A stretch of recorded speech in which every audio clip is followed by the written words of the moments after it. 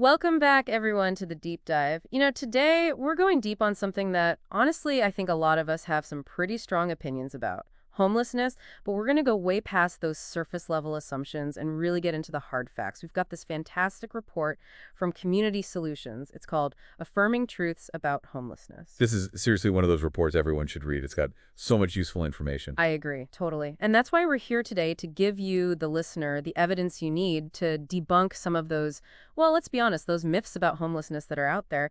And, it's not just about being in the know. This knowledge is actually really powerful. Like, think about it. You can help you make way more informed decisions about, say, local policies, or even just engaging in more thoughtful conversations about this issue that, let's face it, is so important. So are you ready to get started? Absolutely. Let's dive in. Okay, truth number one, and this one blew my mind. Homelessness is local. Like, how many times have we heard that people experiencing homelessness are just, I don't know, transients, just drifting from city to city looking for the best services? Right. It's like that story we tell ourselves to, create some distance from the problem. Yeah, like, I'll admit, I kind of used to believe that myself, but this report totally debunks that with cold, hard data. They looked at major cities across the U.S., Seattle, L.A., New York, San Francisco, you name it. And the vast, vast majority of people experiencing homelessness in those cities, they were living there before they lost their housing. It's not some influx of people from other places. They're our neighbors. Exactly. And it's not just a big city thing either. Like, this report found the same pattern in smaller communities, too. Right. Which really throws a wrench in that whole not in my backyard mentality. That fear that if we improve services in our own community, we're just going to attract more homeless folks from other areas. But if they're already here, well, that argument just falls apart, doesn't it? Yeah, it does. It's like we're using this myth to avoid dealing with the actual issue in our own backyard. So, listeners, I want you to take a second and think about your community. What are the assumptions you've been making about homelessness? Are you picturing folks from somewhere else? Because the truth is, they're probably your neighbors, people who have hit hard times. It's about shifting our perspective, isn't it? From them to us. Absolutely. Okay, ready for truth number two. This one's a big one. The myth that mental illness and substance abuse are the main drivers of homelessness. Come on, we've all heard that one, right? Oh, yeah. It's a deeply ingrained belief. But the reality is so much more nuanced. So true. Now, to be clear, this report doesn't deny that these challenges exist among people experiencing homelessness. They absolutely do. But here's the thing. They're often a consequence of homelessness, not the root cause. It's like, think about the trauma of losing your home. The instability, the constant stress of surviving on the streets. It can make existing mental health conditions worse, even lead someone to substance abuse as a coping mechanism. It's a vicious cycle. So if it's not primarily mental health and substance abuse, what is the biggest factor leading to homelessness? The report's pretty clear on this one, lack of affordable housing. Like, they pull out this HUD data from 2022 that showed that only about 21% of those experiencing homelessness actually had a severe mental illness, and only 16% reported chronic substance abuse. Now, those numbers are significant, don't get me wrong, but they don't come close to explaining the whole picture. So what you're saying is it's more about economics than, personal struggles. Exactly. The report points to this study from Seattle where job loss was actually the #1 reason people gave for becoming homeless. And they found similar results in other areas too, like Orange County, California, and Alameda County. It's not just a personal failing, it's about these economic factors. Job loss, stagnant wages, evictions, all these things that push people into homelessness. It's like we're almost blaming individuals for what's actually a systemic problem, right? It's food for thought, listener. Have you ever looked at someone experiencing homelessness and just assumed it was their fault? Because this truth definitely makes us rethink those assumptions, doesn't it? It definitely does. It's about understanding the bigger picture and recognizing that, honestly, anyone could be vulnerable to homelessness, given the right, or should I say wrong, circumstances. And that brings us to our third truth, which builds on what we've just been talking about. Homelessness is not a choice. We've got to get rid of these stereotypes that paint people experiencing homelessness as, lazy or unwilling to work. It's just not accurate. I agree, 100%. It's so easy to fall into that trap of thinking, well, if they just got a job. But this report totally dismantles that idea. I mean, it points out that many people experiencing homelessness are actually employed. And many, many more would jump at the chance for stable housing if it were available and met their needs. And it's not just about finding any job. It's about having access to affordable housing that's safe, stable, and meets their individual needs. Yeah, the report actually shares some incredibly powerful stories about people who choose not to stay in shelters. Like, they don't feel safe or the rules just don't work for them. It highlights this deep desire for stability, something I think we all crave, right? But sometimes it seems like the system itself creates barriers. Right, and that's where this whole discussion of housing first versus treatment first comes in. The treatment first model, often requires people to achieve sobriety or be engaged in mental health treatment before they're even considered housing ready. So it's like you have to earn housing. In a way, yeah, and that can create this whole obstacle course of bureaucracy, all these delays that just end up discouraging people who are already in such a vulnerable situation. So then what's the alternative? Well, the housing first approach flips that whole model on its head. It prioritizes getting people into stable housing first. Then it provides the support they need to address those other challenges, like mental health or substance use, that they might be facing. So basically, give someone a secure home base, and then they're much better equipped to tackle those other things. Exactly. And the amazing thing is, research has shown that this approach is actually much more effective in helping people get back on their feet long term. That just makes sense, doesn't it? But what about those folks who are working but still can't afford housing? Does the report address that too? Absolutely, and they have the numbers to back it up. They cite this study from the University of Chicago that found that a surprising number of people experiencing homelessness do have jobs. We're talking 53% of those in shelters, and over 40% of those living unsheltered were employed during the study period. So even with a job, many simply can't make ends meet in today's housing market. Wow, I had no idea those numbers were that high. It really throws a wrench in that whole bootstrap narrative, doesn't it? Like, if you just work hard enough, you'll be fine. Exactly, because even when people are working hard, their income often isn't enough to keep up with rising housing costs, especially in those expensive cities. It makes you think, like imagine trying to find and keep a job when you don't have a stable address, when you don't have resources for transportation, or even appropriate clothes for an interview. The barriers are just immense. It really opens your eyes to the challenges that people face every single day just to survive, let alone thrive. And it highlights how important it is to focus on systemic solutions, those things that address the root causes of homelessness, instead of just placing the blame on individuals. Right? It's not about personal responsibility. It's about creating a system that supports everyone.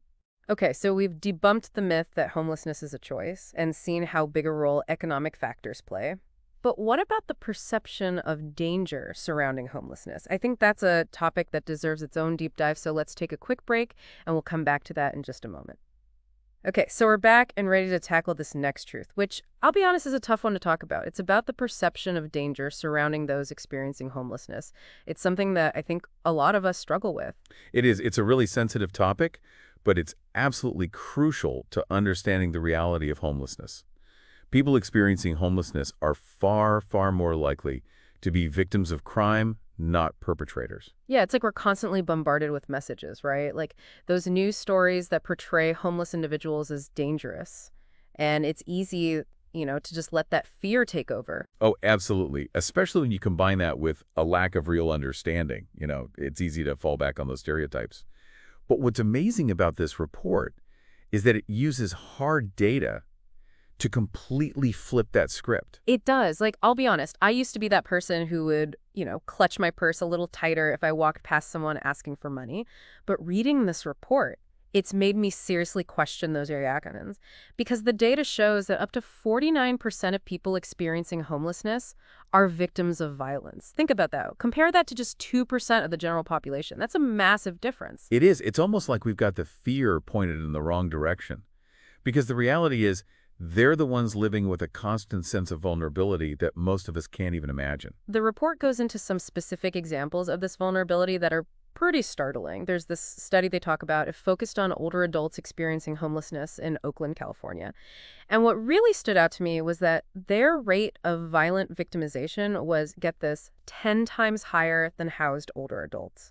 10 times. It's shocking, isn't it? It makes you realize that safety and security are often directly linked to having a home, which unfortunately is a basic need that's out of reach for so many. And they highlight another study in the report that looked at women experiencing homelessness in San Francisco. And in that study, almost half of them had experienced physical violence in just the past 6 months. It's heartbreaking, really. And it makes you think, how do you even begin to rebuild your life when you're constantly living in fear? When you're worried about your basic safety? how do you address those other challenges we talked about earlier, like mental health or substance abuse, when you're just trying to survive each day? It's almost impossible.